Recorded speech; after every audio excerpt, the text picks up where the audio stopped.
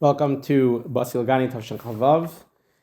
We are up to Sif Hey on page Chav Beis in the booklets, and Be'ez Hashem we will finish the Maamer. We are up to the main point in the Maamer, where the Rebbe is going through Perek Hazayin, this year's Perek of the Friedrich Rebbe's Hemshech, and we're trying to explain this level of Mekif Harchok. We're trying to explain this level of Orin Seifla Maila Adin Kates. And the way the Rebbe built up the point that on the one hand it's Mekif Harchok, which means that it's Mekif, and within Mekif itself it's Mekif Harchok, which seemingly brings out that it's not connected to an experience. And like we saw that Orin Seifla Maila Adin Kates means that it's totally hidden, even it's stimul dechol simin, it's hidden, not even that it will never be practically revealed, but it's not shaykh to be revealed. It's not in the realm of revelation. Yet the chiddush that the Rebbe is pointing out, what the Friedrich Rebbe is trying to say, is that this is also given. This is also an experience. It's an oyer. It's oyering safe l'mayla den kates. In the mashal, we're really centered around the mashal of the Rav giving over to the Talmud. That's where it gets very intricate. We explained it last week in Sif Daled with a long discussion about Mekif in general, Mekif HaKariv, Mekif HaRachok, Levush, Bayis, Torah, Mitzvahs, etc. We explained it in many different ways, but it gets complex, specifically when we're talking about the mashal of the Rav giving over Seichel to the Talmud. Here, we're talking about that he's giving over Seichel. So Pnimi would be the Seichel that the Rav is giving over to the Talmud, that the Talmud is actually understanding. And Or Mekif would be, Mekif HaKariv would be the Seichel that the Talmud is given, but he can't get it. So he has it. It's Mekif HaKariv, it's Kariv L'Pnimi, meaning that he's receiving something. It's just that he's not receiving it in a way of Seichel, meaning he's not receiving it in a way that he actually gets it, but he gets that he doesn't get it. And that's the concept of Adar Ben Shnin, that after 40 years he will get it. So that's all where there's something clearly being given over in the relationship, in the connection of the Rav and Talmud. What got complex was that we're talking Mekif HaRachok would be the Seichel, the way the Friedrich Rebbe explains in the Mashal, it's a Seichel that the Rav, that it's totally sosom, it's totally hidden. And as we're going to see, as the Friedrich Rebbe says clearly, and as we're going to see, the Rebbe makes a big deal out of this, that it's hidden even by the Rav himself. Okay, so we'll see, we'll yet see that, but so that's where it gets complex. So if this is a Seichel that is Shaloi Begeder Gilui Klal, that it's totally not being given over, seemingly it's not being given over, so then what is being given over? Why is this an experience of a Rav and a Talmud? What makes this Ur? So that's where we're back to in at this point in the Maamer Sif Hey, page Chav Beis. The Friedrich Rebbe continues in the Maamer, so we're going to quote basically, not word for word, but we're going to quote the next few lines from the Friedrich Rebbe and then explain in the next paragraph. That these levels of knowledge, which is these ideas, which are Mekif HaRachok, which are entirely not in the realm of Gilui of revelation, boim al yedei levushim hamalimim umastirim. So this is the key. This is really the main point of the discussion of this Maamer. These levels of knowledge, these ideas are given over, how? Through levushim, through garments, specifically that conceal. In other words, not garments that you would say that express, for example, oisius of dibur, right? Dibur, words, are levush, right? The three levushim, machshava, dibur, maase, and dibur is gilui. Dibur, it intrinsically means that I'm revealing, I'm expressing, I'm giving over, I'm allowing what I'm thinking to be seen and to be heard and to be related to by someone else. So that would be a levush, which is megala. Here we're saying, no. This is given over through levushim. Yeah, we're calling it levushim garments, but specifically garments that hide, that conceal. What does that mean? Kimoi. So Friedrich Rebbe gives an example. Kimoi hamishalim v'hachidais, like examples or riddles. Shebahem hareinin nirev v'nikar sheyesh b'm chachma v'seichal. What's the idea of a riddle? What's the idea of an example? The idea of an example of a parable, and certainly a riddle, is that it seems like we're talking about something else, right? I want to give an example of of something very nuanced, of something very deep. So I'm going to talk about the way, let's say in this, self-referentially, the way a teacher talks to a student, let's say, right, or any other mashal, and certainly a riddle. In the follow-up Maamar that we've mentioned a few times, in the Maamar that the Rebbe said the following Shabbos, Tu B'Shvat Tavshin Chavav, which is follow-up of the Maamar Vayoylech, follow-up to the Maamar Basi Legani. So the Rebbe there is medayik the difference in a mashal and a chida, that a mashal, a parable, is at least fairly connected to the concept of seichel, which means that you're explaining a concept just on a lower level. A riddle is something that not only it's not directly talking about the concept, but it seems actually counterintuitive. It seems actually not illogical. He gives an example. The Rebbe gives an example of a riddle that we have in Navi, where Shimshon gives a whole riddle to the people, to the Plishtim, to see if they could solve it, right? The whole story, not to get into the details of the story there in Navi and Sheftim. But the point is, so the example he gives over there is that that from the strong comes out sweet, right? Me'az yotza motzag.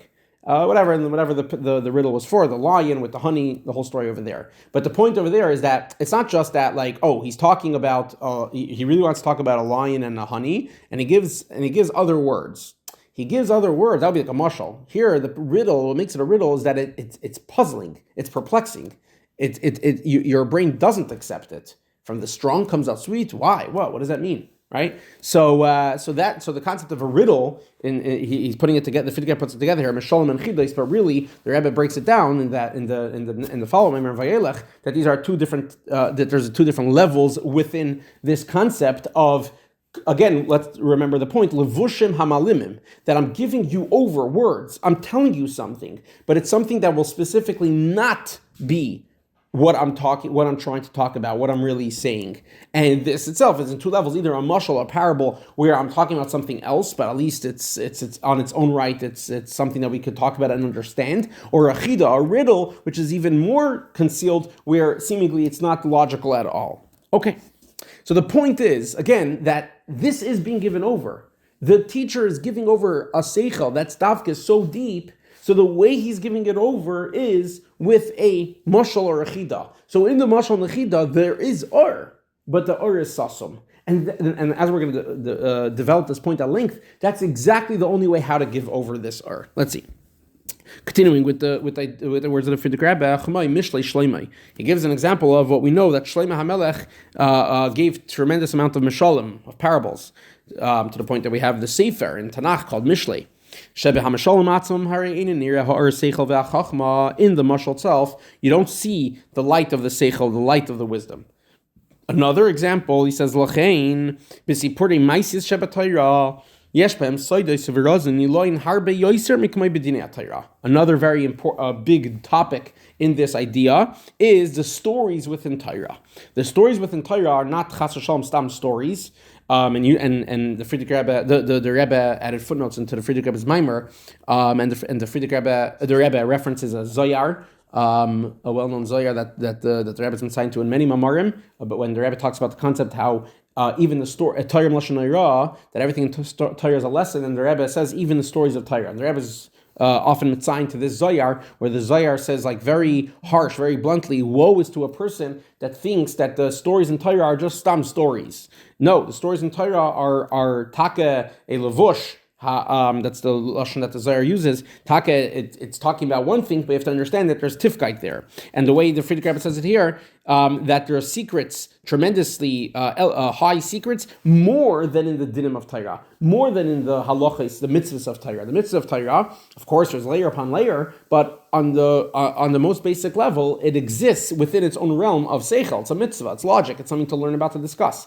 A story, the stories in Torah, the stories on the simplest level, what is it telling you? What's a story about? Especially some of the stories are very extreme and very radical and it's very nonsensical and even strange. So it's clear that there's something deeper here, and not that it's clear that there's something deeper, meaning you are given over the depth. Not even Ma'akef HaKarev. The child learns the story on the simple level of story. The secrets are concealed within the story, and it takes often Kabbalah, Chassidus for sure, to uncover those secrets. Right? When you read the story in the Torah, the secrets are entirely not recognizable, are not apparent. It's because the very light that we're discussing in this case is a secret, is a concealed secret. The only way to be megalit, the only way to reveal this secret is through concealing it. So that's bringing out this point. The very light that we're discussing here is a light that's intrinsically separate, it cannot be revealed. Therefore, even the way it will be revealed, because remember, that's really the paradox of the whole Maamer over here, of the whole Parak Tazayin, that whatever this great, lofty, high secret level is, it is being revealed. So the revelation is it gets given over in a way that you don't see it, that it doesn't look like it's being given over. Afar machter inyan. The Friedrich Rebbe puts in Yiddish, it's something closed. The it exists in its entire metzius, its entire definition is something separate, something concealed. Okay, so those are basically the words of the Friedrich Rebbe, and now the Rebbe explains it. So the idea is, so the second paragraph on page Chavez. So let's start back with contrasting the depth of this idea with something that is makif hakar, something that could be given over, something that's even pnimi, something that could be given over directly. There's something that you could directly explain. So then there could be a situation where the person that you're trying to explain this logic to is someone very small in his capacity of understanding. So in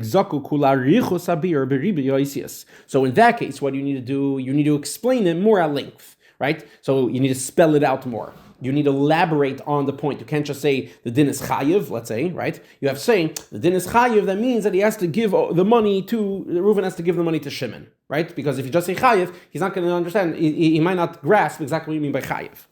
Beautiful concept. That's Alpi Nigla. The quote here is from the Rambam explaining how Mishnayos and Gemara works. But this definitely discussed a lot in Chassidus as well. The difference between the way Mishnayos talk and the way Gemara talks. Shekol inonei Gemara and Rumazim b'Mishnah. All the topics, all the discussions that are elaborately discussed in the Gemara are all compacted into the words of the Mishnah. In the Mishnah, everything is said concise. And the reason for that, as Mefarshim explain, is because they were wise, they were intuitive in the times of the Mishnayos. Again, like we said, Chassidus talks about at length, because they were in the Zman of the Beis HaMikdash, and the Zman of the Beis HaMikdash, the Seichel of Hashem was shining more. And after that, in time of the Gemara, so now everything needs to be spelled out more at length. So that's just where you have to explain it with more words. So to contrast and now to appreciate what a mashal is, then we could be talking about an idea that's so concealed, that's so fine, that's so edel, that even the only way to give it over is in a hidden way. I can't explain it directly. I can't explain it to you directly. We're talking about something so fine, so nuanced that it's not something that you'll be able to understand using words of the concept itself. I can't explain the concept itself. That's what, going back, that's what it means, the hidden from all hiddenness. It's not that you can't understand it. I need to explain it more. Or I could tell to you and then one day you'll get it. No, it's not possible to be understood. It will not be able to be explained by saying it more, by using more more explanations. This is where the mashal and the chida, the parable and the riddle come in. A mashal and a chida is not explaining this more with more words, with simpler words. I specifically have to take something that's not it to explain it. And again, this will be tremendously self-referential because it's discussing something very deep here. We have to give an example, but maybe that's not an example. Maybe it's more like a model, a dugma, not a mashal, which is Chassidus often, when it discusses this kind of sugya, it will use the topic of nefesh, of a neshama. And not even so, obviously there's a neshama as a nefesh kiss, but in a certain sense, we could even talk about the concept of a nefesh in general, the soul, the energy of life. Certainly, if you want to talk about the nefesh halikis, the neshama, the godly soul, the godly energy, it becomes even more abstract. Not even abstract; it becomes even more spiritual, more divine. So Chassidus will often use that topic as an example of this discussion. If you want to explain to someone what is the nefesh, what does it mean to be alive, what is life, right? So at a certain point, you can't really explain it. We could say things that are connected to it, things about it, the experiences around it, the circumstances around which life exists or through which life exists. It can't exactly explain what life is. So if I want to explain what is life, I might need to use an example. And let's say if I want to explain what a soul is, I might need to talk about a battery of a car or a battery of a phone or something like that, which is only a mashal. So now we need to put our minds into something that's not even what we're talking about. We're talking about the life of a person. Now we're talking about the battery of a car. So, right, and certainly if we're talking about a riddle, where I could only explain it like in using words that are not only going to talk about something else, but are even going to leave you perplexed, like what did I even just say? So that's the only way to give over this topic, to give over this seichel. If for example, saying Mashal ma hadavar daimeh. If I say, if you want to understand this, when I give you the famous words all over Torah, Mashal ma hadavar daimeh. A mashal, to what is it similar? Shirak al yada yichel lav elavanas inyan. Only through this mashal we could reach the understanding of this topic itself. And then even more, when it's even more complex, if the concept is so nuanced, is so high, then one mashal won't be enough. 2 or 3 mashalim won't be enough. I'm going to have to give many mashalim. Which actually the Friedrich Rebbe quoted the concept of Shlomo Melech's Mishalim. So the Rebbe says let's develop this concept the way it's explained in Chassidus. That Shenemer Boy, the pasuk says regarding Shlomo, how wise was he? Vaydaber 3,000 mashal, that he spoke 3,000 mishalim. So Chassidus explains what he was the wisdom he was giving over was so deep that he needed 3,000 mishalim shedavke al yadam yuchal zos kavos inyan, only by which these 3,000 mishalim was someone else able to understand what he was saying.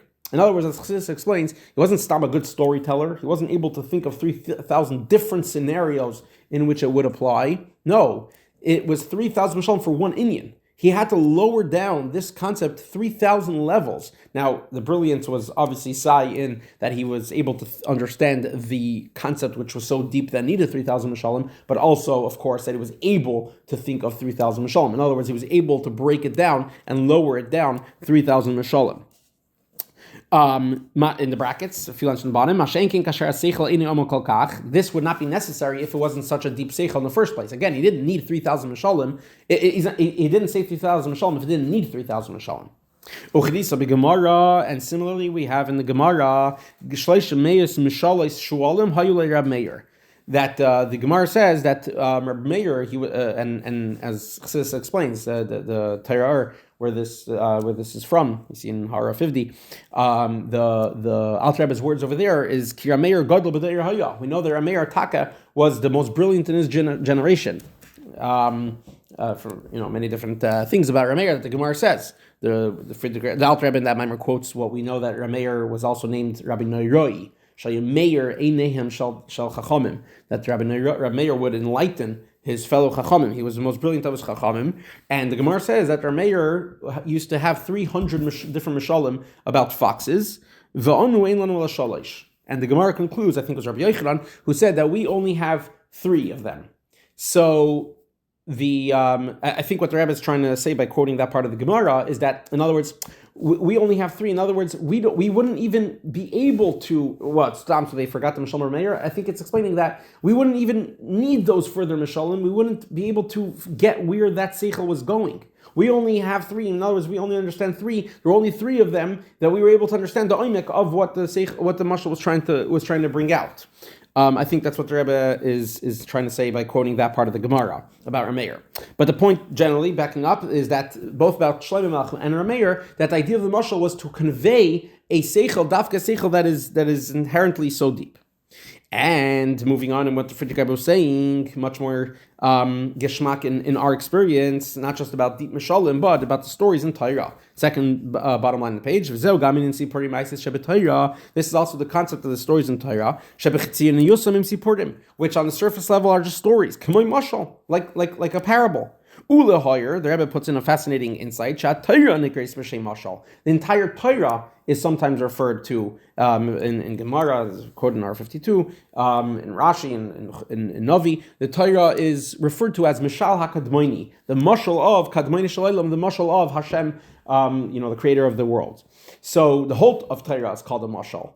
Why? Because again, Torah is essentially very deep. So now let's look at specifically the stories in Torah, where it's clearly it's given over like a mashal. Top line, page Chav Gimel.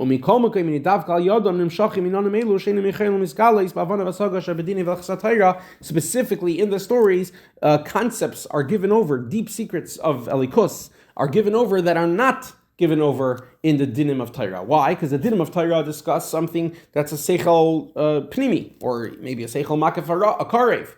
But specifically through a mashal, specifically in something that is sasum and something that is concealed, that's how you give over the makif harachik. Okay, so far this is we're ki'ilu, we finally have our answer. Okay, before we develop this further in the next Isius, in the next Sifrim, in the Maamar, we have our answer now. We have our discussion. What is Makif HaRachik, or what is the experience of Makif HaRachik? The experience of Makif HaRachik is that, yes, it's also an Ur, it's also a Seichel.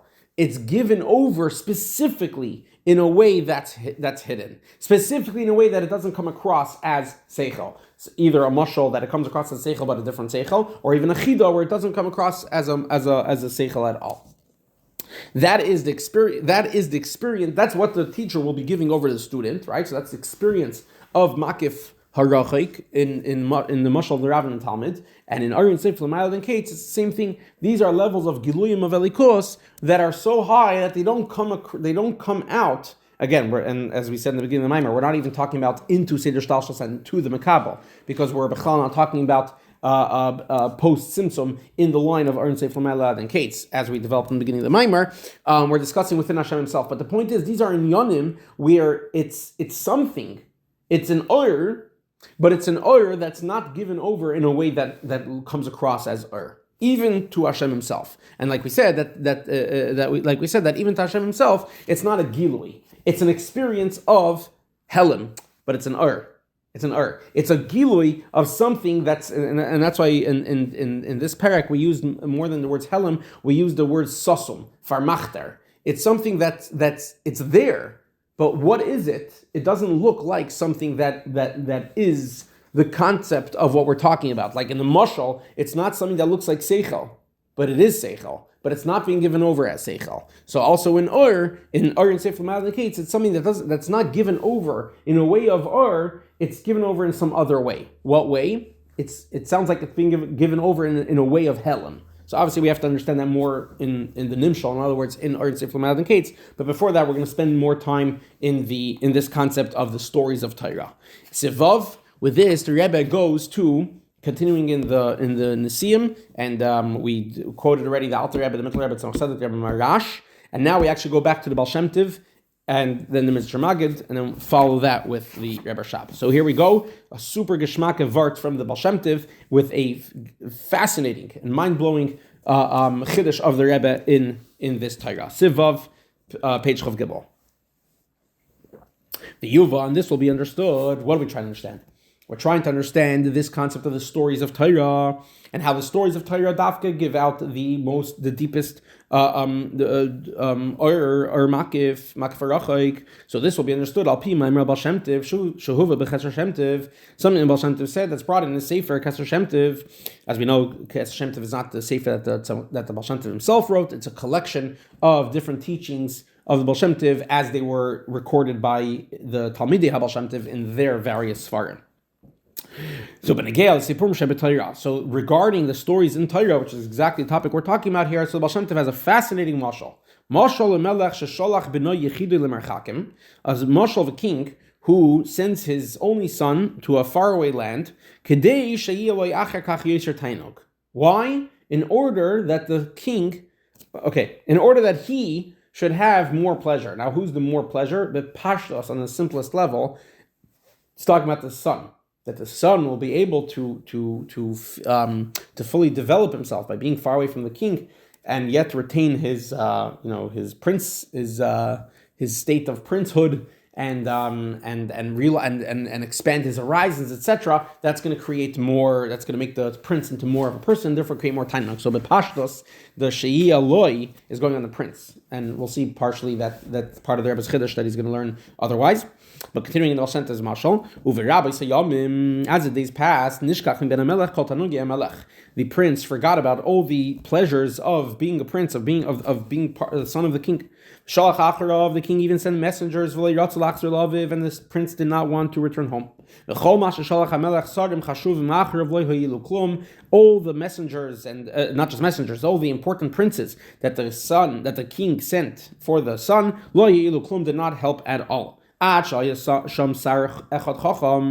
got to a point that there was one wise minister, Sheksus v'loshen shina. Three geschmacka words of the Bashantas Mashal, Sheksus v'loshen shina. What did this minister do? He changed his garments and his language, kid musa beinahu, to appear like the son. In other words, the son had digressed and was now living, talking and dressing like the peasants, and the minister started talking and dressing like the son. So he was able to get close to him on the level that the son was then. To eventually he was able to return the prince home to his father, the king. This is the concept of Torah being mislabish itself, clothing itself into physical stories. So the Pashas, what's the nimshal? The Pashas nimshal is that the Torah, that Hashem wants to have the Yidden, wants to have this beautiful connection with the Yidden. He wants Yidden to have this tainog, and he gives them the Torah, but the prince doesn't the Yidden don't relate to the Torah. In other words, they don't relate to the tifgait and to the ruchnis, to the kedusha of Torah.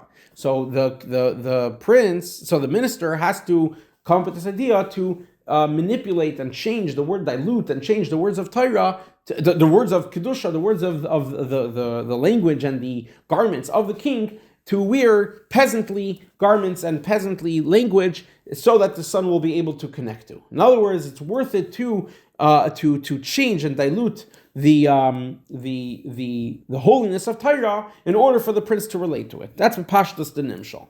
Okay.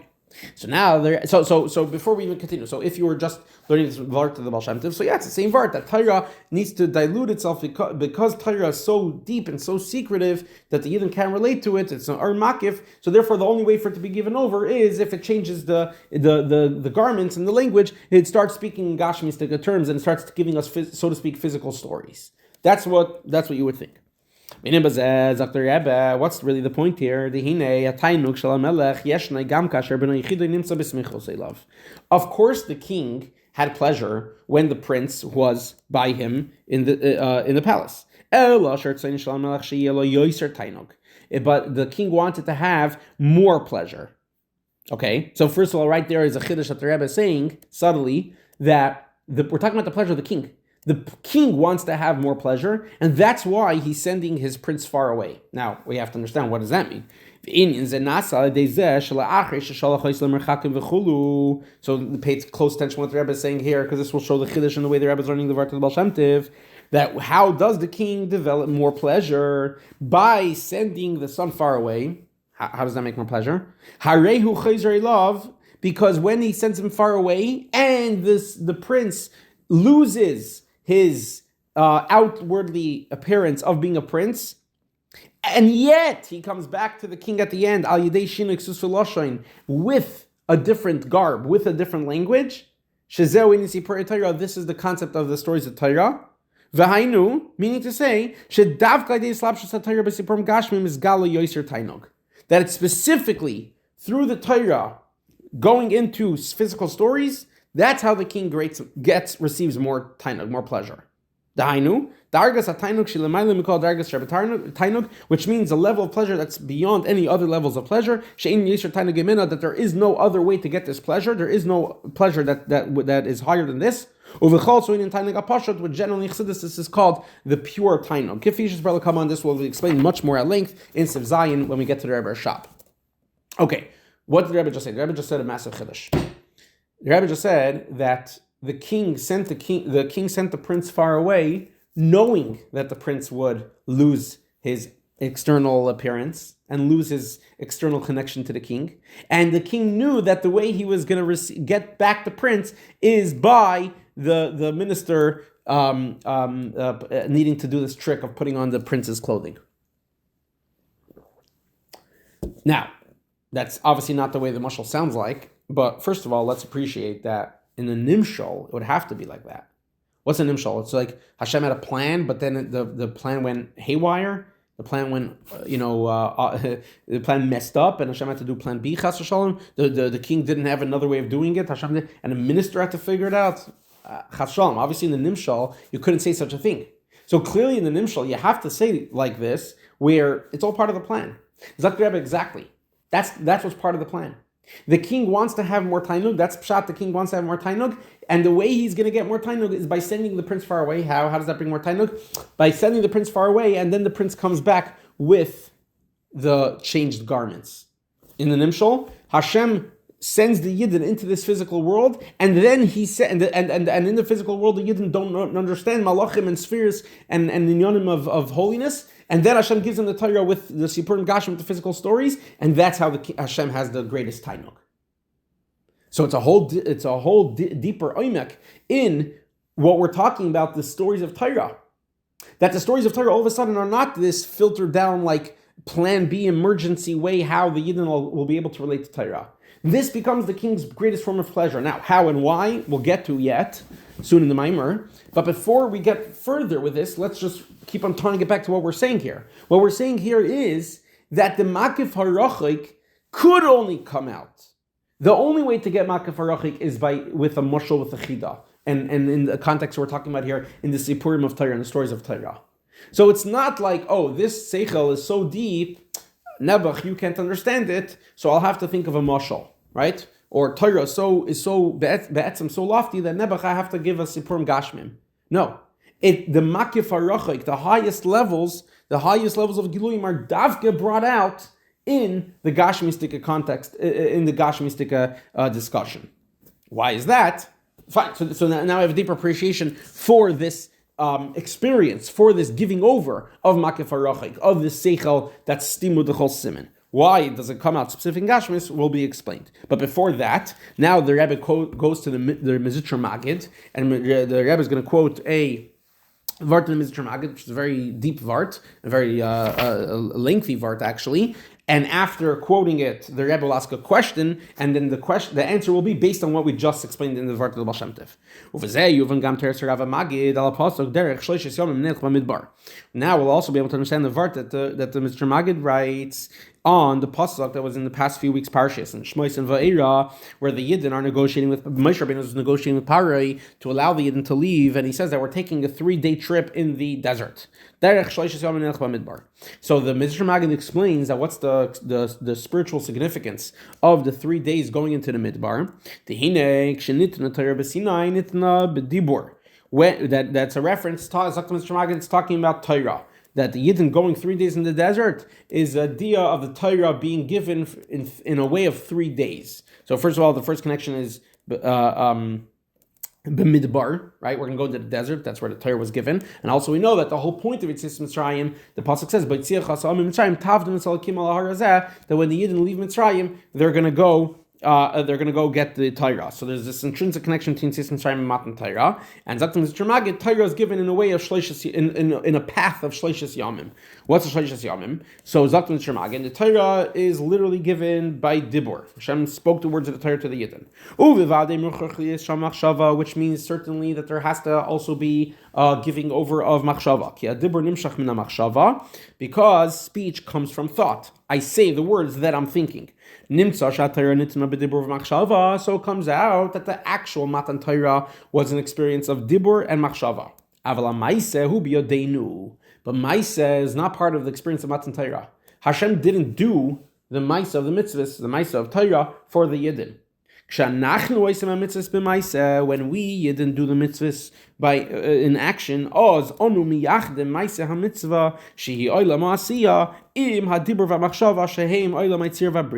we are doing something massive through our Maisa mitzvah, through our simple action of mitzvahs. We are connecting the world of Asiya with the worlds of Dibur and Machshava, which correspond to the worlds of Yitzir and Bria. And that's what he explains. That's Mr. Maggid says that's pshat, that let's go 3 days in the midbar. In order to receive the Torah, we need to go 3 days worth travel, which is the 3 worlds of Machshava, Dibur, and Maisa, of Yitzira, Bria, Yitzira, and Asiya. And that's why the Yidden are saying we need to do it, because Hashem doesn't do that for us. Hashem can give us Machshava, Dibur, but we need to do the Maisa. And when we do the Maisa, we're connecting the Maisa with Machshava Dibur. So far, that piece itself of the Mr. Maggid is beautiful, so it brings out the beauty of Maisa HaMitzvahs. However, Dr. Rebbe, one second. It's a long piece in the Mr. Maggid Svarim, and it starts off with the pasuk Derech Shesham Nelch Bamidbar. And he says, let's understand what this means. And what we just said now, this taich of Machshava Dibur Maisa, that's the end of the long piece. But before that, the whole arichos of the beer of the Mr. Maggid is the Mr. Maggid explains about Torah investing itself into the worlds. And the Mr. Maggid explains as follows: the farther away that Torah goes from its source, the Torah becomes more and more limited. Until the Torah comes to this world, where everything is with the ultimate limitation. As we see that Torah becomes very limited, even in the way it's supposed to be. In other words, the mitzvahs are all done in specific amounts, in specific sizes and measurements. So that means that the Torah mitzvahs became very limited, very detail oriented. But Zakta Mr. Maggid, that's because that's the way Torah is here. But someone who's Zoicha, and he's able to delve deeper, and when he does a mitzvah, he's able to connect to the higher world. Yeshla Yoser Tainog. He actually will get to experience more Tainog in his Torah mitzvahs. Because the higher you go, the broader you go, and it's not as contracted and limited as it is here. So by tapping into the deeper planes and the deeper realms of Torah mitzvahs, you actually unpack more and more Tainog. Page Chav Daled, the Mr. Maggid explains, this is what the Gemara means, that when it talks about the Merkava, it talks about the secrets of Elikus. So when Yechezkel gave over the Merkava, the vision that he had, he didn't explain it. That it was spread out in front of me, it was revealed to me. It was written forward and backward. So he didn't explain it. If you look at Mari Yechezkel, in the vision of Yechezkel, the Merkava of Yechezkel, it's not as explained. It's not as elaborated on. There's not so many details. And it says why? Because he saw it forward and backward, meaning he saw it Ba'il Misal Yoinim. Excuse me, he was seeing it directly in the spiritual worlds. In the spiritual world, it can't be explained, it can't be narrowed down into small words, into words that will contain and limit and contract the experience. He experienced a tainug in a greater way without a tzimtzum. But then we have really a third, because there's also Yeshaya, but that's not part of this discussion here. We have Zechariah, who also has the vision of the secrets of Hashem, and the secrets of Elikos. Upirshan, he does detail it. He does elaborate. He describes this floating scroll that was long and that was broad. So he's giving more words for it. That means that he experienced it on inherently a lower level, a level of Elohim Dibur. Because speech limits, speech contracts. I have this massive idea, and when I say it over and out in words, so obviously there's milas, there's qualities in that as well, that I'm able to express it. But those words, those expressions, they limit it to this and not something else. Which is why he saw it detailed. He saw it with more specifications, because it lacked the deeper and the more powerful tainog that would only be in the higher worlds. Okay, so this is this Gemara that contrasts the vision of Yechezkel to the vision of Zechariah. But now back to our discussion. This is all in the Mr. Magid. So since Torah mitzvahs are contracted and limited in this world, so now this is where the Mr. Magid goes back to this concept. That's why a yid needs to connect when a yid does mitzvah. It's a beautiful vart in as of itself. When a yid does a mitzvah, he needs to be invested with his machshava, dibur, and maisa, with his thoughts, with his speech, and with his action. In other words, when you do a mitzvah, again, a geshmak of vart in as of itself, when you do a mitzvah, don't get lost in just the limited and the specific action of the mitzvah. When you do a mitzvah, realize that the action is the conduit, is the channel to unpack the experience of speech and of thought. In other words, of higher and higher oilumais, which over there, as you go higher and higher, the tainug is greater and greater. Ki bazeh mailas mitzvah is a mitzvah by elevating yourself through the action of the mitzvah into the higher experiences. You are elevating the experience of the mitzvah. You are stripping it away from its physical constraints. You're bringing them back to their source, and you're uniting them in the higher worlds. And the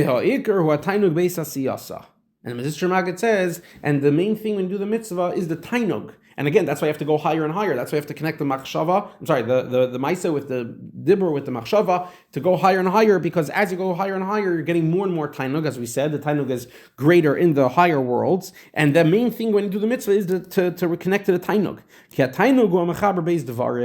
Because tainug is what could connect two things. Even two things that are seemingly unrelated, and even if they appear contrary to one to another. So by tainug you could connect them. In the Maamar, the Torah, the Mizitr Magid talks about how anytime you want to connect two different things, the two different things come together through tainug. And the example he gives is a zachar and a nekeva, chasan and kala coming together, which are opposites. It happens, the union happens when there's tainug. That's how a yid is able to connect all the worlds, meaning from this physical world where he is, where the mitzvah is being performed, all through the higher worlds, and he's able to connect all these to HaKadosh Baruch Hu. Why? Because he's connecting to the tainug. How is he connecting to the tainug? By elevating the experience of the mitzvah from the limited realm of Maisa deeper and deeper into Machshava and Dibur. Ad kan Teres Rav Magid. This is the Vart of the Magid, and tying it back to the pasuk of Derech Shloshis Yomim. This is what it means. The 3 days. It means that the mitzvah is being performed with Machshava Dibur Maisa. That's the Vart of the Magid. So the Rebbe says, 1 second, it's almost like a stira mirishal seifa. It's a long piece. He starts talking about tainug and how tainug gets less and less and less, and that's why you need to go back and reveal the tainug. But then he ends off about the mitzvahs being done also dafke b'maisa, and Hashem didn't have Hashem only gave us the machshav and dibur, and we need to do the maisa. 1 second. So is the point the tainug in the higher worlds or the maisa in the lower worlds? That's the Rebbe's question. The second paragraph, page chavdalad. Seemingly it's not understood. If the whole point is the tainug, so why taka do we have the maisa mitzvahs? Haloi be'inyan dibur yeshna yoser tainug. In speech, there's more tainug than in maisa. And in machshava, which is the way Torah was before, was given over as dibur. Is called varmeila. But Hashem gave over to the Torah in speech. That means that the Torah before Matan Torah was in a way of machshava. No, so if in Dibur there's more tainug than in Maisa, and in Machshava yeshna yoser tainug, in Machshava there's even more tainug. Kimvur b'teres Rav Magid shebechol yuda nasa inin shel tzimtzum uvmei lagam tainug u'b'tzimtzum. As Mr. Magid says in the beginning, in the first half of the piece, that as you go lower and lower, everything is being contracted, which means also the tainug is being more is less and less, is being felt, experienced less and less. V'imkein lama tzarich liyasein d'shlosh yisam and nelch b'midbar. So I take it. What is the whole vart of the 3 days in the midbar? Meaning Kali. The Torah being brought down into all three worlds, even to this world, where the tainug is decreased. So what's the ikr? Is the ikr the tainug or is the ikr the maisa? But now, when we go back and we remember the Varta that we saw from the Baal Shem Tov's Torah with the mashal of the king, and the way the Rebbe explained the mashal, the Varta of the Baal Shem Tov, that the king is getting the greatest Tainog davka by sending his son far away and coming back with the changed garments. In other words, with the Sipurim of Torah. It's specifically as Torah. It gets invested into physical stories. Mizgale yoiser tainog. That is how more tainog is revealed. This also is understood with what the Magid said in that one line, that tainog is what connects two opposites. Which means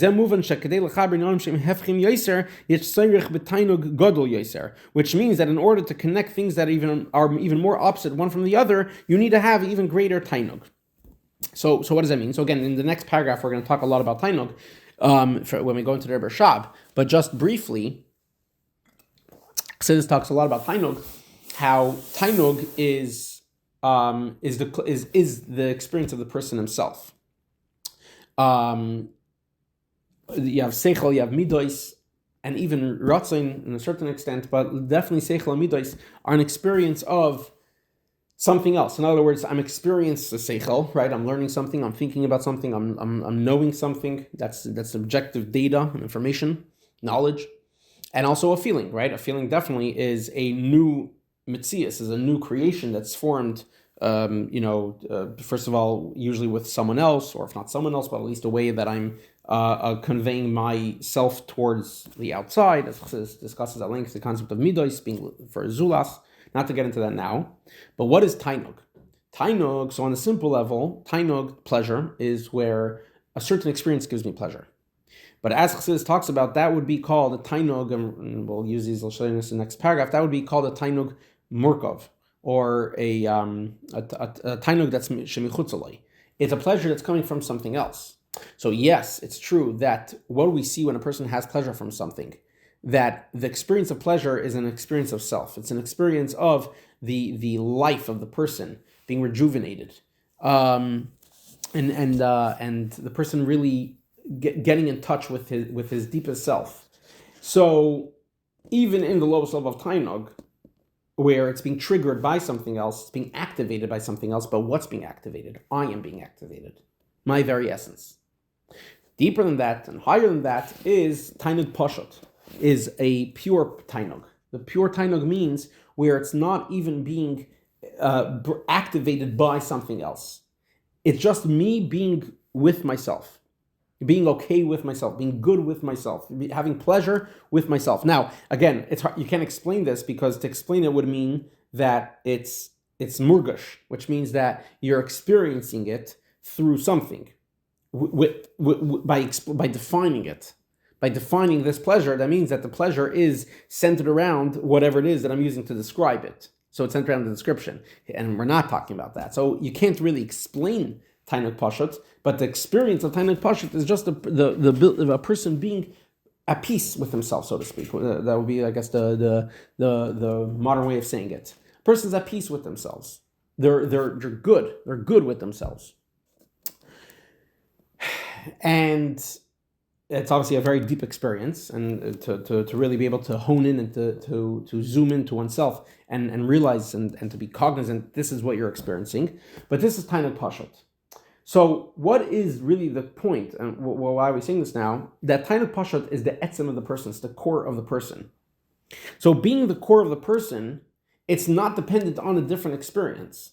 It's not dependent on something else, and therefore it's able to include, because it's not limited to something, it's not defined by something, it's able to actually incorporate and fuse together, many different specific experiences. So for example, if I have a Tainog from one specific experience, then I'm not having Tainog from a different experience, right? If I like one type of food, so then I don't like the food that tastes the opposite, like, so let's say sweet, savory, etc., right? Famous mashal, Al Rebbe and Tanya. If sweet food gives me pleasure, then that means that savory food will not give me pleasure.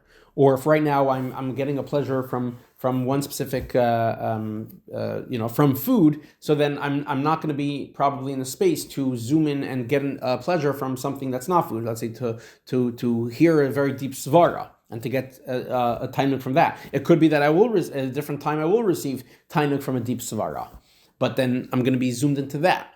So if the tainug, even though tainug is generally experience of self, of the deepest self, but if it's coming from something else, then it limits it to that one thing. In order to be able to connect opposites, what we're talking about here, that we say that the power to connect opposites is tainug, it has to be a real tainug that's coming from that is an expression of the self of the person. So as we're talking about it here, what we see from the Vart of the Baal Shem Tov is that the king sent the prince to the foreign land, and like the Rebbe's Chiddush uncovering what the Baal Shem Tov means, that this is what the king had in mind the whole time, that this prince should be mislabish in the foreign garments and language. In other words, in the Nimshal, that Torah should Dafka go down into Sipurdim, into stories. Why? Because Dafka in the stories is where the king's tainug will be revealed. And as we said when we said the Vart Baal Shem Tov, that we're going to explain that soon. Why that is? Now we start seeing it, and we'll see more in the next paragraph. Now we start seeing that because in order for the greatest level of tainug is where it's the etzem, the essence of the person himself.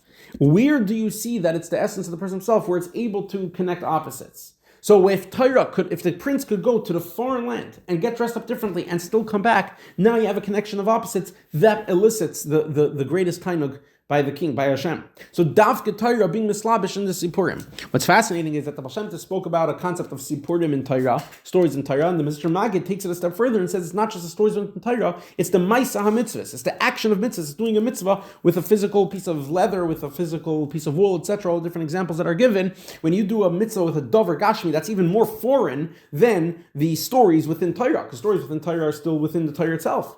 And like we said, that exists even in Machshava. But here you have the Maisa, Dafka the Maisa Mitzvahs, which, like we said, Dafka the Yidden need to do Dafka in this Gash mystical world. So that's a development of this mashal of the prince, that he's being sent even farther and farther, and he's going into Maisa. And if in Maisa he could do Hashem's will, he could he could connect to Hashem. So now the prince is connected even in the farthest extreme. That brings out the greatest tainug by the king.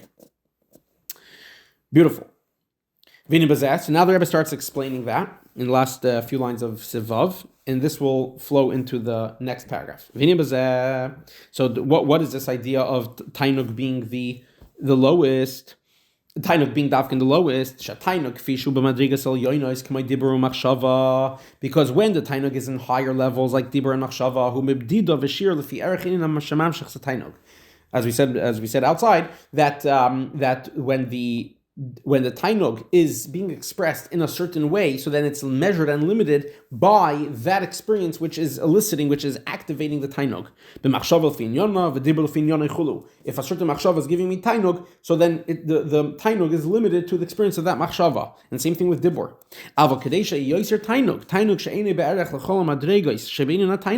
In order for there to be the greatest tainug, and not just the greatest tainug like quantitatively, it's the greatest tainug qualitatively, because like the Rebbe used the Lashonis before, a tainug that it's not possible for there to be a tainug otherwise. And let's remember, the mashal, it's because otherwise why would the king send the prince so far away? That is an experience of pain in as of itself.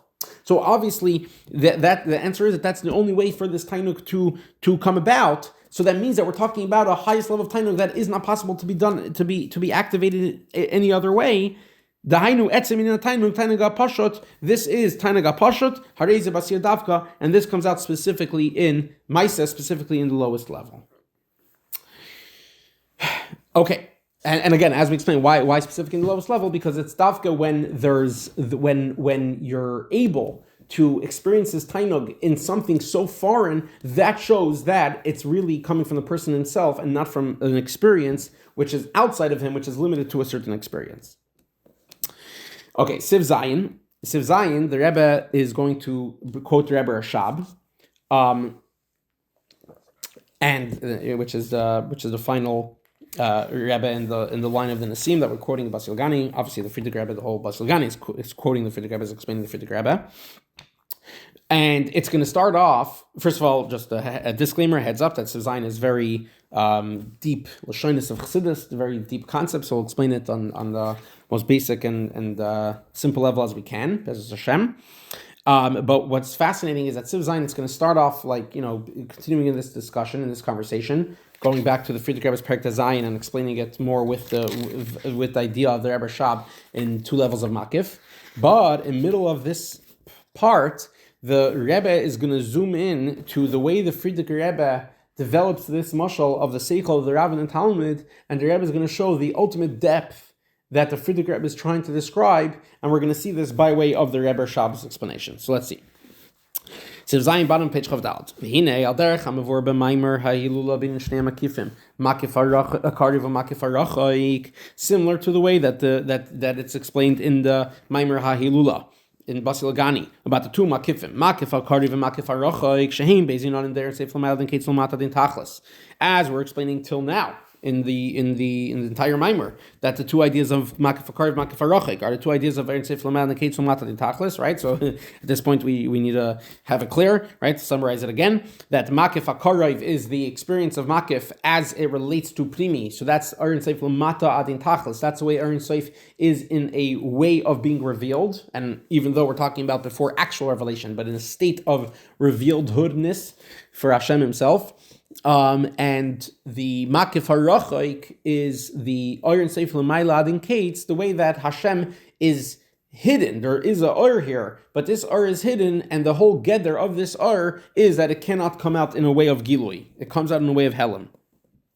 So these two ideas is bar gam b'divrei maschil v'ukichason l'kvektusha sadamur marshab nishmasei. Then these two terms are also explained by the Rebbe Shab in the Maimer v'ukichason shebe makif mish beis madregois, that in makif there are two levels, makif there yosher or makif there chayzer. These two levels, the Rebbe Shab refers to them as makif of yosher or makif of chayzer. Now the Friedrich Rebbe in his Perek Zayin, we saw this earlier in the Maimer, he also used those words right away in the beginning when he introduced these two levels of makif, quoting from the Friedrich Rebbe. Beis bechinas makif dar yasher or makif dar chayzer. The makif dar yasher hu makif hakarev v'hu begeder gilei akopanim umakif dar chayzer hu makif harochik v'eni begeder gilei klal. So the Friedrich Rebbe clearly said that there's makif of yasher, makif of chayzer, and the Friedrich Rebbe says that makif of yasher is makif hakarev and makif of chayzer is makif harochik.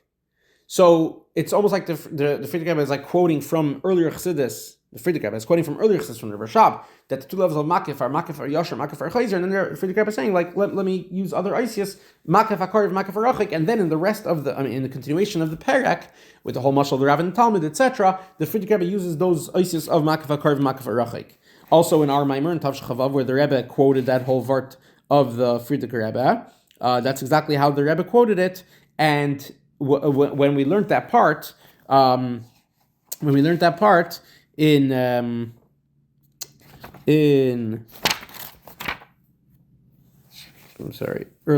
Maimer, when we learned that part, we said that we're going to focus more on a makif hakarev and makif harachik, and not on makif of aryasher, makif chayzer. Here it's the beginning of Siv Dalet.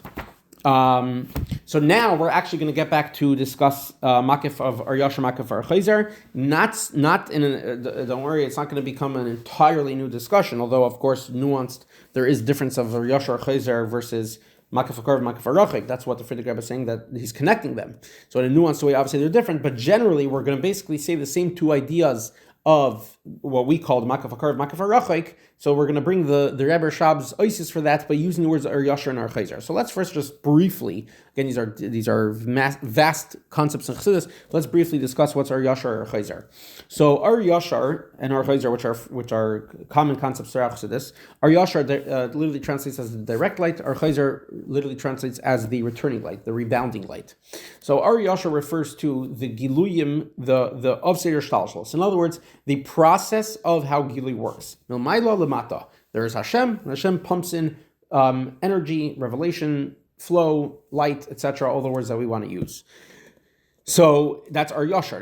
That's straightforward. Why is it straightforward? Because it's coming from Hashem down to this world. Our chayzer represents where basically a tremendous level of gilui is pumped in, it comes from levels that are above Seder Shtalshos, that are above regular process, and therefore they don't actually shine down into this world because they're too great. They come down into this world and not appearing, so to speak, as but specifically in this physical world, they explode and they come out as Like a mashal that Chassidus gives for this is where the you throw an object, and specifically when it hits the something, the wall or the floor, that's when it explodes. That's when it shatters and many more pieces come out. So all these pieces only come out at the end, at the bottom, when it hits the bottom.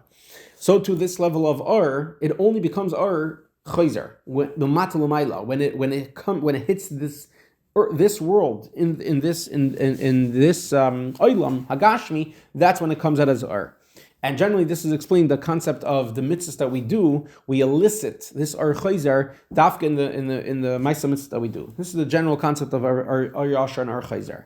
So makif tar yashar and makif tar chayzer means that within that it's the same discussion, but within the discussion of our yashar and our chayzer, we're already talking about very lofty levels. In other words, even in our yashar, we're talking about the makif of our yashar, the higher levels of our yashar, that the higher levels of seder shtalshlos that are makif.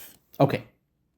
So let's see that inside the Rebbe Shab's words over here in the Maamar V'Chasan, and then the way the Rebbe Shab gives basically the same mashal of Rav and Talmud to explain our Yashar and our Chayzer. Pretty much the same way, again, B'Shitchis, the same way that we explained it before with Makif Akar, Makif Arachlik. So the next few lines are going to sound very familiar. So again, top line of page Chav Hey. Sheva Makif, Mish Beis Madreges, Makif Tar Yashar, Makif Tar Chayzer. Two levels of Makif. The Makif Tar Yashar hu sheba b'bchinas gilui. Makif of our Yashar is experienced as a gilui. Ela shulamayla b'bchinas eslapshos b'bchinas pnimi. Indeed, the gilui happens in a makiftik way.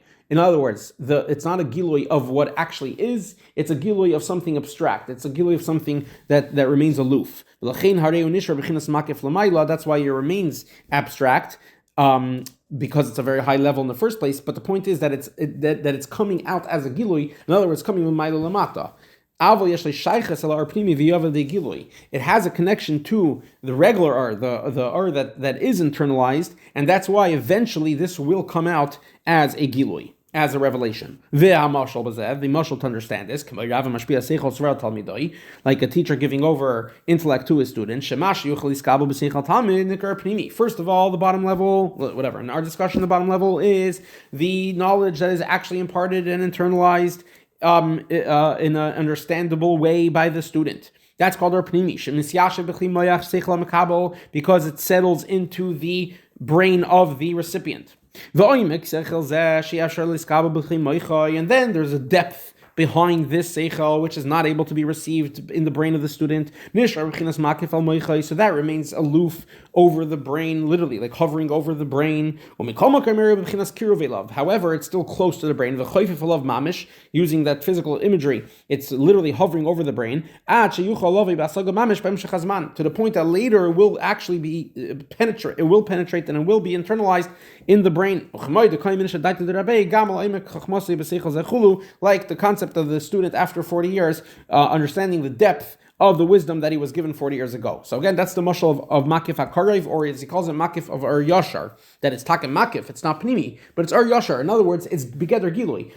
That is the process of giving this over, that it happens slowly, it happens that now it's aloof, and now the only way for the Talmud to relate to it is that he realizes that there's something that it doesn't get.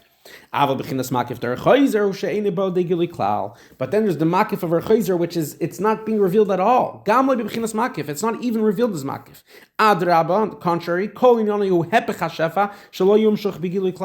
whole idea is not to be given over, that it should not be revealed. It's only that it's entirely hidden, that it's entirely farmacht, that it should be entirely concealed. Like the deepest logics that are entirely hidden. And that's what Kabbalah calls intellect that is concealed from any idea, from every idea. So simply, as we explained till now, that means that it's not able to be understood at all. Not by me, not by you, not by the smartest person. Because we're not talking about Gili here, we're not talking about Seichel. So far, basically the same as what we explained till now about Makif Avar Yashar, Makif Avar Chayzer as Makif Akariv, Makif Arachik. I meant to say this earlier, I forgot that another way that the Chassidus talks about the way you give over these makif, these kinds of seichel that are so lofty, so deep. So we said it before as you give it over as mishalim and chidais. So other places in Chassidus, in Lakotei Torah, in Vayikra, the Alter Rebbe discusses it's like the idea of the tagin in the Torah. I'm not going to get into that. The crowns of the letters in the Torah. I'm not going to get into that. But then the Alter Rebbe briefly quotes. He says that's like the concept of lachakima b'remiza. The Gemara mentions that dai lachakima b'remiza, that a wise person could get something through a hint. So what exactly does that mean? So Chassidus explains. There's a beautiful oisprach of the Rebbe in the Sikha. I'm going to read the words inside. Beautiful expression of the Rebbe quoting from Chassidus to explain this concept of how you actually give over makif harachik, how you give over something that's a seichel sasum.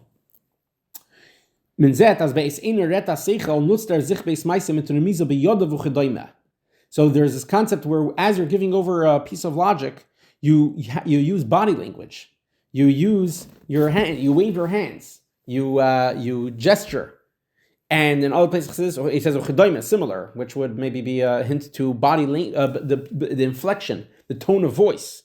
There's so much that's given over beyond the words itself. No, why can't you explain it? Because some things are beyond explanation. What does it mean beyond explanation? It's not just that I could. So sometimes I was just like, I could. It'll take longer to explain it. Sometimes it's not longer. It's deeper, and sometimes it's so deep that I can't give it over in words. And the only way for you to understand it, again, we use the concept of a mashal, but another idea, just to bring out this point, the beautiful, maybe drives the point home, that I cannot use, in this case, even words at all. Mashals, at least words. Here, it's not even words at all. It's other forms. Seemingly, what does a hand have to do with seichel? A hand doesn't give over seichel. A mouth gives over seichel. A brain is seichel. Somehow it comes out that specifically through your hand, you give over deepest concepts. Which also connects to the concept of makif, because makif means that we spoke about this at length when we talked about ratzain, that there's no one area of the body where it's limited to. Right? It's the same thing here. This concept, it's not limited to seichel. It gets given over through the hand.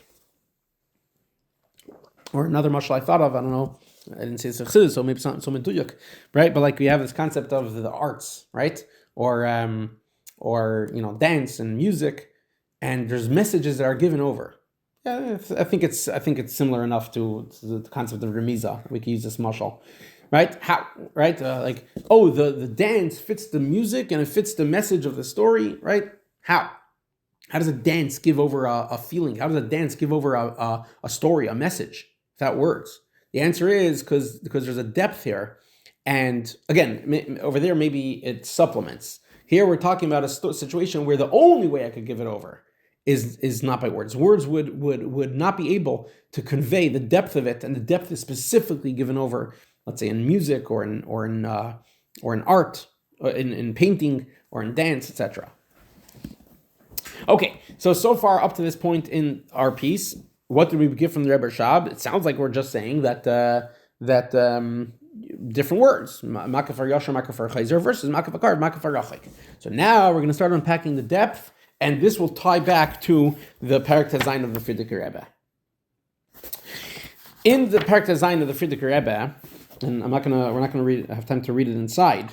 We did a little bit in the beginning in an earlier share. We read inside from the Parak Tezayin to see where we were holding, but Parak Tezayin, there's the concept of the mashal of the Rav and Talmud, and he discusses at length that there's the seichel pnimi, and then the seichel that's omuk b'yoser, that it's only given over with. Then there's makif akardev, and then there's the makif harachik, that it's only given over through mishalim and chidais, and he gives the example of mishlei shleimai, the sipurei Torah, sipurei Maaseh Shabbat Torah. Why? Because we're talking about a Famachter Indian. I'm skimming through the Parak Tezayin. So and v'zeu klal yadua the chol haskol v'yischak mos gorim to sefer v'gilui. I'm sorry. Before that, the Chol Inoni Bavdal V'Salmos, right? Because we're talking about a level that the whole concept of this Or is really that it's hidden. But then the Friedrich Rebbe says one more line, and that starts the last, probably 20 lines of the parak. I'm reading back from Perek Zayin, and we'll see it back in the Maamar Chavav in a moment. The Friedrich Rebbe throws in a line that by Mashpia himself, it's in a level of Isalmus and Avdalas, in a way of concealment. So till now, we're talking about the way that the Rav is giving over to the Talmud a level of concealment, right? In other words, that the Talmud is not only not understanding it, he's not only sensing the aloofness of it, he's not even sensing the aloofness of it. He's being given over something that appears totally foreign. Now, the Friedrich Rebbe says, it's not just sasum as the Rav gives it over to the Talmud. It's sasum by the Rav himself. And he continues for the next many lines. Hainu Bar Nivdal, he goes into a whole thing, how basically he repeats this process, he repeats the description of this process, but within the Rav himself. Not as the Rav is giving it over to the Talmud, that within the Rav himself, there's the Ur, the way that it's Begilui, there's the Ur, the way that it's Begeder Gilui, and then the way that the Ur is Sasum even by the Rav himself. Whoa. So this just upped the entire discussion. We're talking about Sasum, till now we're talking about Sasum the way it's being given over, now we're talking about Sasum the way it's not even being given over, the way it's Sasum in the Rav himself. So the Rebbe picks up on that now, and then ties it back to what we're explaining from the Rebbe Rashab. So we're in the middle of page Chafei, at the end of a line. At this point, in the Friedrich Rebbe's Maamar and Perek Zayin, he adds on a greater depth, where can you appreciate this, the sisimos of the Havdalah, the Salmos, all these expressions, the Vermachtkeit of this Mקיף Harchok, we could appreciate it more in the experience of the Mashpia himself. Quoting now from the Friedrich Rebbe, because anytime that you understand something, you have a greater experience, you have a greater you have a greater revelation. When the Mashpia by himself, in his own brain, understand something, he now has more Ur and Gilui.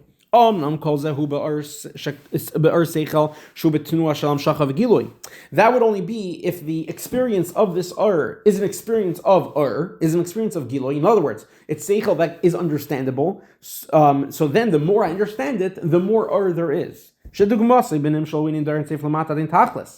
helps us tie it back that this is the experience of Ur and Seif Lamata Din Tachlis. Because remember, as we said already in the beginning of the Maamar of Tafshach Chavav, that in Perek Zayin, the Friedrich Rebbe is talking about Ur and Seif, the way Ur and Seif is in itself, in Ur and Seif itself, not the way that Ur and Seif goes into the Elamais post-Simsum when there is already Elamais. So in the Mashal of Rav and Talmud, this is, now it fits, now we're talking about the way it is in the Rav himself. The way, the whole discussion that we had till now, the way the Rav gives it over to the Talmud, that was only like a building up to where we really want to go in this discussion. The real depth and the real Vermachtkeit of Mקיף Harchok, of Ur and Seif Lamayla and Kates, is the way that it's not even being given over to the Talmud at all. It's in the Rav himself. This is a whole new craziness. This is a whole new stimulus. So now we're going to have the same discussion of Lamayla, Matad and Kates, and Lamatad and Tachas, and Lamayla and Kates, meaning Gilui and Helim within the Rav himself. So when the Rav has an experience of Seichel, if it's Seichel that's meant to be Seichel, in other words, it's meant to be Gilui, so then the more the Rav has, the more Gilui there is. But when the Rav for himself has an experience and he all of a sudden experiences a tremendously deep seichel, which as we described till now, it's sasum be'etzem, it's something that you can't put your finger on, you can't grasp, it's not graspable. Which means that the general entity of this light, it's a light, it's a Ur, but the whole metzius of it it's something is vermacht, it's something that is concealed. And this is what we're using to get to the punchline to describe what really Ur and Seif Lamayla and Kates means.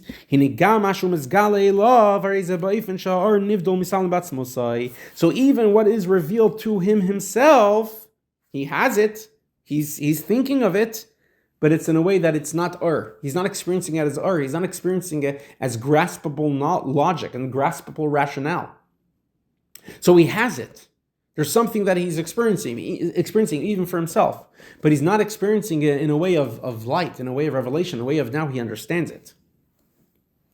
Okay? So this is really what we want to get to in the Nimshal, in the Arin Seif Lamal Nekates. You know what we're talking about here? You know what we're talking about in this parak? We're talking about a level of that's not just Napnimi. It's not just Makif HaKariv. It's not just Makif HaRachik. The way the Makif HaRachik is being given over, it's Makif HaRachik the way Makif HaRachik is not even given over. The way Makif HaRachik remains Makif HaRachik by the Rav himself. He has something, but it's not it's not Gilui. And in the Nimshal, it's a level of in Seif, that is so abstract, I guess. I don't have a word for it. It's so abstract, it's so ethereal that even within Hashem himself, even for Hashem himself, it's not experienced as Gilui. It's not experienced as Gilui. It's experienced, but it's an experience in a sosum dika way. Wow. Okay, so we crazied up this discussion. Continuing, and this is really where we see the reichkeit of what the Rebbe Rashab explains. So the Rebbe Rashab continues to explain in that Maamar, and this is brought in other places in Chassidus as well. So again, this is similar to the way we described it before. That how are you going to be able to? How is this seichel experienced? It's experienced specifically through a mashal and through a chida. Shebahem mustar, which is like we started off this year explaining this. That's not giving over. That's not expressing the itself. That's actually hiding the itself, and it's starting into a foreign discussion, right? Like we went into the whole vart of the Sipurei Torah and the Maisa Mitzvahs. It's something that's being hidden. It's something that's an entirely foreign experience. You don't experience, you don't understand the itself from the mashal. It's just that the etzem, the core entity, is enclosed and invested into this mashal. But this is the punchline right here. This is why it's greater. It's not greater because it's helim. In that helim is the etzem. In that stimus. But again, the chiddush of here is that's not helim. It's It's but it's that's farmacht. It's a farmachte but the depth of this is that in that farmachte you're experiencing the etzem alein. You're not just experiencing a certain gilui, a certain a trace, a certain limited experience. Rather, over here, you're grasping the entire atzmos. Why? So this ties back to the vart of different levels of ta'nוג, u'ma'isiv sham, as the Rebbe Rashab continues to explain. That will understand this when it comes to pleasure. Sheyesh ta'nוג murkav v'ta'nוג pashut, as we explained before outside. So now we see in the Rebbe Rashab's words, there's a ta'nוג which is murkav. It's a composite pleasure. It's made up from different things, from other experiences. That I taste a food or I hear a song, and that elicits and that activates the pleasure that I have that's from me, but it didn't come about from me. But then there's Ta'nוג HaPashat, then there's the pure Ta'nוג, which is the Ta'nוג of me. And in the Ta'nוג Pashat, you go deeper and deeper in Chassidus, and again, like we said, disclaimer that these are very deep and complex oasis over here, and now is not time and place to delve into all these concepts, but as you go deeper and deeper into Ta'nוג, the ultimate Ta'nוג HaPashat, the ultimate pure Ta'nוג, is where it's not able to be expressed through anything else. And like we said before, that it's hard. You can't really. It's very hard or nearly impossible to describe this ta'nוג, because as you describe it, you're limiting it to that description. So it's just a feeling that is. And just to bavarn that, while we can't describe it, doesn't mean we can't experience it. And that's part of what we're discussing here exactly. That it's not a describable. It's not a that's a gilui dika It's an So it's very much experienced. It's just not experienced in a understandable way. That means that we reached the oineg that comes from the very essence of his being, which is not relatable to gilui at all. On the contrary, it's specifically going back to its source. That's, as we're going to say in a second, that's why it's called our chayzer. It's specifically going back to its source. It's specifically not trying to be felt and revealed, which is why it doesn't have any form of movement, any form of expression. As we described before, that's why it's specifically our chayzer. It's looking not to be experienced. The hedra entirely lacking any form of expression and revelation. Two lines from the bottom. This is also this deepest level of seichel that's concealed from any idea. And like we said, it's concealed from any idea. So b'pashut that means stimu dechol simin, that it's entirely hidden. But we appreciate now that the seichel anela mikol rayin means she'einu begeder gilim mitzvah ela b'chinas aliyah v'stalkos l'mayla lahal master be'atzmai dafka.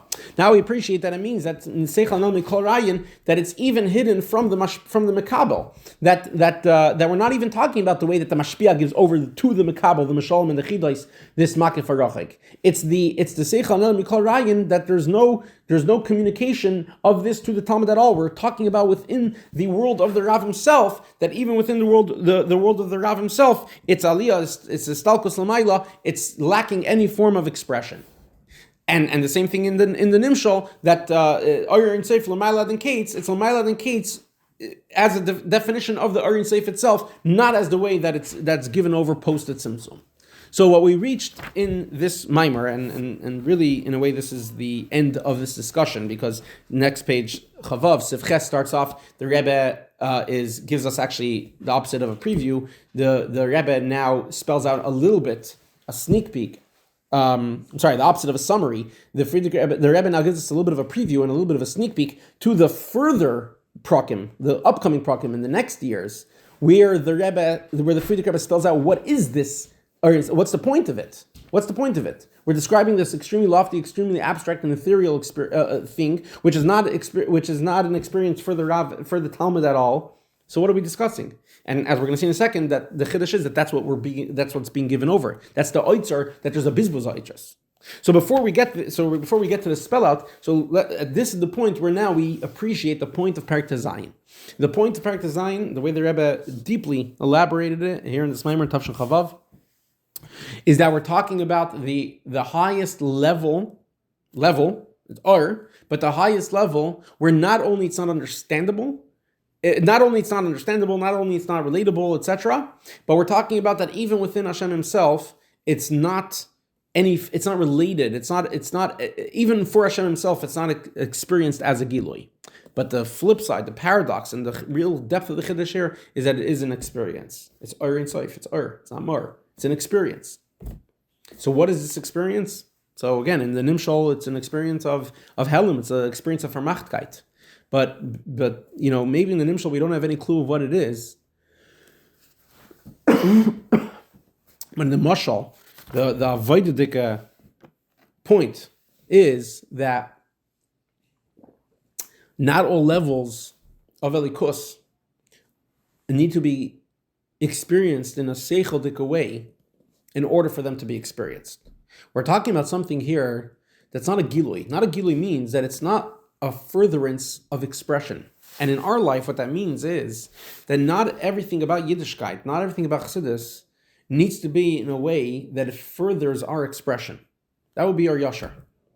Our chayzer, ma'kif harchok, means that there are certain things where they absolutely are experienced, but they're experienced in a way where maybe it feels lack of. Maybe it feels vermacht. And not only it's no less of an experience, but that is the ultimate experience. It's the experience of etzem. For sure, it's the experience of Hashem's etzem, because it's the ratzin of Hashem, the deepest level of ratzin, raiva deraivan, as we discussed in last year.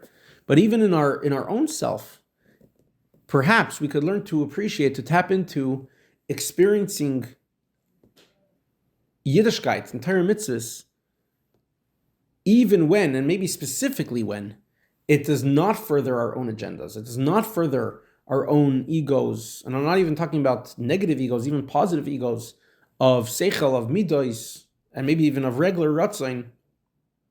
There's an experience of sasum. It's an experience of Ma'kif harchok, an experience of just tapping into the deepest essence of ourselves as it relates to the deepest essence of Hashem, and we were given clear isis for that.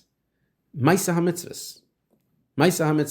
And as we discussed this also in the previous shir, the example, but as we explained in the last year, it's not just an example; it's a perspective of shichacha, of mitzvahs, where it's not coming from our own decision, our own das, and our own ratzain. So that's definitely the avoidedika takeaway of this concept, extremely deep concept. Again, the concept that we're having a whole shir about something that's not, it's not shearable. It's not something that's really a shir in terms of seichel. It's not an Indian. We're ultimately uncovering something that's not seichel based, and that makes us appreciate that the deepest of things are not necessarily seichel based. Ches. So after finishing this sif, Perek Tezayin, Mamshech Levar. So again, the Rebbe is giving us a sneak peek to where this is heading in the continuation of the series. Mamshech Levar, the Friedrich Rebbe continues to explain Hadugma Mizeh B'Aron Seif. So what does that mean in Aron Seif? So first of all, there's the or that comes begiloi, that is begiloi. And then there is the etzem or that, again, we're not just talking about that it's not given over, it's not even being able to be given over. On the contrary, it is hidden, it's farmacht in Hashem's atzmos. It's the etzem or, the way that the etzem or connects to the etzem of the ma'or. The punchline of the broader discussion of Basi Legani is that this is the level of Otzar. And it fits perfectly, because that's exactly what Otzar is on the physical level. The Otzar is the treasure that's hidden, that's concealed, that's specifically not seen. In some places it says that even the king himself doesn't go see it. So we're talking about the level of Hashem's atzmos that is concealed, which means again what we uncovered in the previous paragraph, in the previous ois, that it's not just hidden from the mekabel. It's hidden also from the mashpia himself. Hidden from all hiddenness. And the punchline is, in the broader scheme, that it's hidden as long as we don't need it for a victory. But when we need to win the war, then we uncover and we open up the treasures that were hidden and were concealed from generation to generation. But what is given over, we don't dilute it. We give it over in that way of the Otzar. We give it over, like we said before, in the way of the stories of Torah. In the Farbringen of this of Yud Shvat Tavshin Chavav, I think was the Sikha before the Maamer. The Rebbe was speaking about the Friedrich Rebbe's Pu'ulos and talked about how the Friedrich Rebbe sometimes was needed to be involved in the deepest of things, but sometimes needed to be involved in the simplest of things, teaching alphabets to children. And at one point, the Rebbe said that's why the Friedrich Rebbe also published stories, which is seemingly very low level, right? Stories for simple people to be able to connect to the Reichkeit of Chassidus and the history of Lubavitch, and all the stories of the Friedrich Rebbe. And the Rebbe spoke about that in the Sikha, I think, right before the Maamer.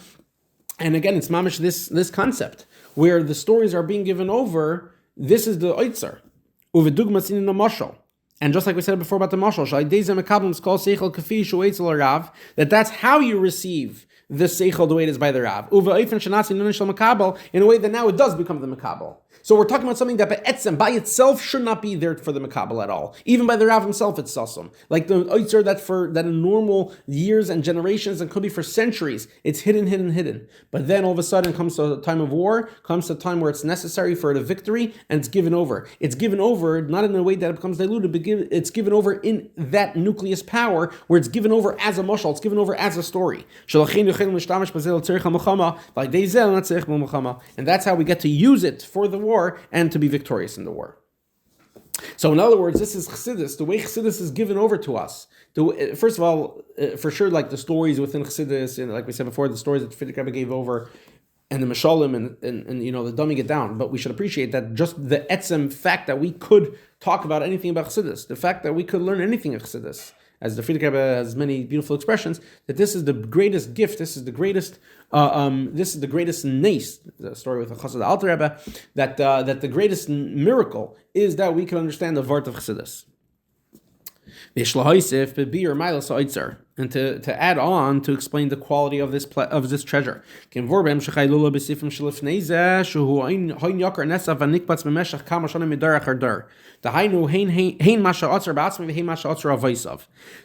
the earlier part of the Maamer in Perek Aleph, where the Friedrich Rebbe starts the long series of discussing this treasure. So the expression the Friedrich Rebbe says is that it's the precious treasure that is gathered and collected for many years from generation after generation, which the Rebbe explains means both that he himself collected for many years, but also what was collected by his fathers and forefathers. So what's the diok in that? Why is that specifically the definition and the description of the treasure, that it's collected for so many years? So the Rebbe explains, Al pi bir at tzemach tzedek, based on another word at tzemach tzedek. So at this point, let's appreciate that taka, or whoa, we're throwing in tzemach tzedek again. And also, all of a sudden, we could reflect that, like, hey, tzemach tzedek did get a lot of attention in this Maimer. The whole beer of Ratzain was sai from Derech Mitztecha, and then the Hagoyis and L'Kutei Torah, and then even when we went into the Maimer of the Alter Rebbe of the Levush and Bayis, there was also the Hagah of the Tzemach Tzedek on that, the Indian of the Nasa V'Nishma, right? And what's very fascinating is that in the letter that the Rebbe gave out before Yud Shvat, as the Rebbe would always give out a telegram before many Yom Tovim. So it's printed in this booklet on page Aleph. So it's always like 2-3 lines. The Rebbe wishing all the Chassidim around the world to have a Hatzlachadik, a Yud Shvat, and always slightly different wording. So in this year in Tavshin Chavav, the word very fascinating 2 lines. Svadius Peilos should be effective for Brangins, V'chein b'Shabbos, and also on Shabbos, meaning again Yud Shvat was Monday.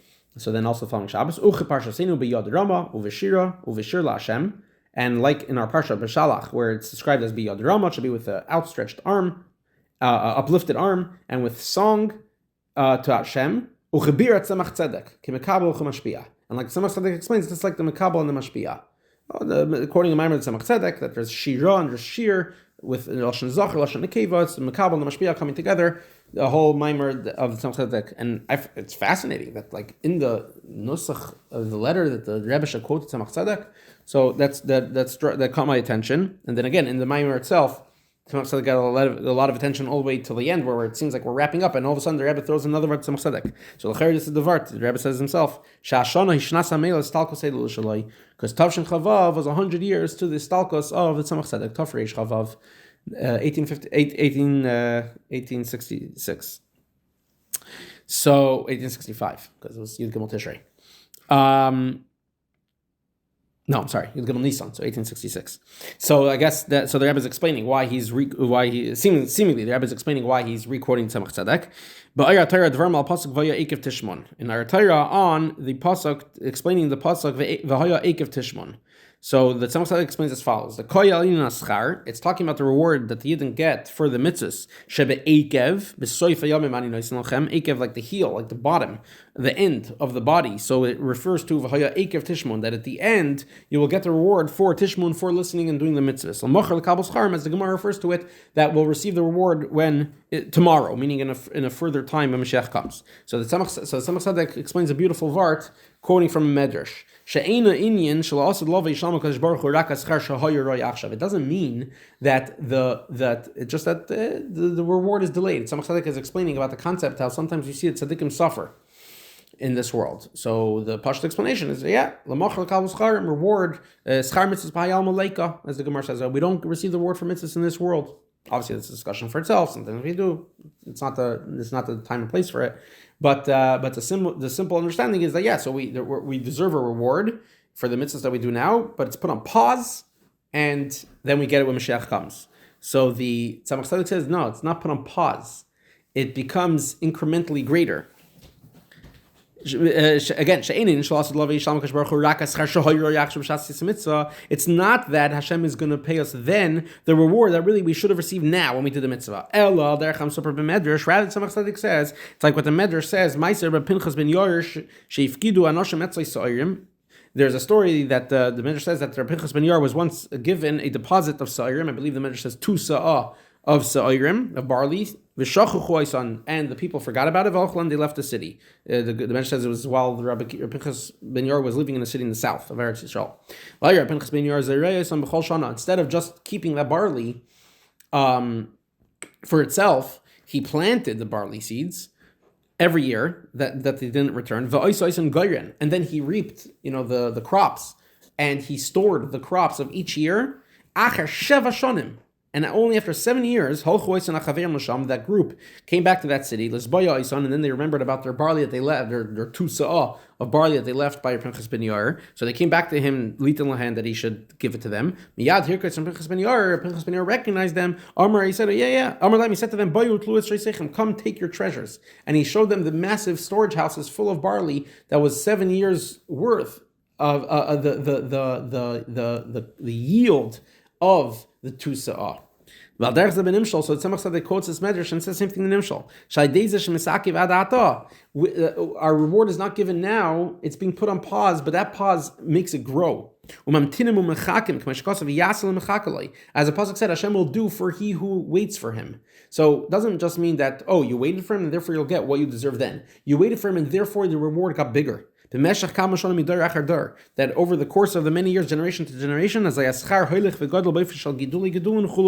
the reward becomes greater, and the results of it, and the results from those results, until it becomes like a full treasure.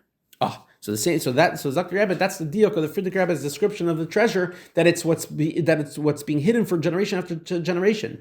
Zakir Rebbe, beautiful word based on Tzemach Tzedek, that this Otzar gets greater as it's being delayed, so to speak, as it's going generation after generation. It's becoming greater and greater. And of course, when we understand that the Otzar is Chassidus, and we look through the generations, of course, it's not just that each Rebbe gave more quantitatively, but qualitatively expanded the dimensions of what Chassidus means and what Chassidus looks like, of course, until the Rebbe in this generation. And the Rebbe finishes off the Maamar, page Chav Zayin, V'Otzar Zeh. And this treasure, even though we're given over to the generals. The purpose of it, the point of it is, of course, that should be given to the actual foot soldiers, that they should affect the victory of the war. And specifically by the soldiers, by each and every single one of us Chassidim. That's how the desire of the king, Malki Shalaylam, the king of the world, is fulfilled. The war is won until we affect the fulfillment of the promise, that the glory of Hashem is revealed when Mashiach comes. And that's the point that the Chassidus explains, that what we call now Makav HaRachik and the Sasim of this Stima D'Chol Simin, when Mashiach comes, that's going to be revealed, and we're going to be able to have a physical sense, a tangible sense of these deepest concepts of Elikos, and we will see with our flesh that it's the mouth of Hashem that speaks. We'll be able to see Hashem's presence in this world. And that's the Vart of Basi Legani in this year's Parak Tazayin, in this Maamar of the Rebbe of Tavshin Chavav, that the deepest and the highest lofty levels of Elikos, the way that they are Sasum Makif HaRachik, even within the Rav himself, within Atzmas itself, we get to experience them. We get to experience them. We need to know that what we are experiencing, the Torah and the mitzvahs and the Yiddishkeit, and for sure the Chassidus and the Chassidus Chabad and of Der Shvi that we are experiencing, we need to understand that these experiences, we experience them in all dimensions and all levels of Pnimi and Makif HaKarev and also Makif HaRachik itself. But we need to know that we are getting to experience the things that essentially should not be experienced, things that are essentially should be Otzar, the Otzar that's Sasum and Chasum Me'in Kol Raya, that are not there to be revealed, and we get to and they are revealed to us, albeit in a Makif HaRachik take away sometimes. And for Kert, that's not a chsaron, that's not a downgrade. That is how we tap into the what we call the Ta'nוג הפשוט, to be able to be mechaber hefchim, to be able to tap into the pshitos of the atzem. And the point is that we get to experience that, and the reason why we're given to experience that, because we have to remember that we have something to do with these treasures, that we have to use these treasures as a resource to be able to win the war of Galus, to be able to win the war of the Helen and the Hester, and to be able to reveal and pashut and pashut isis to hafatz samayanis, to spread chassidus, and to battle the darkness that this world presents itself, concealing the presence of Hashem, concealing the apparent presence of Hashem, and we battle that simply by spreading chassidus, by spreading Hashem, the awareness of Hashem in this world, ultimately affecting the Osimar, the Malka Mashiach, Mher V'Yaminu Amen.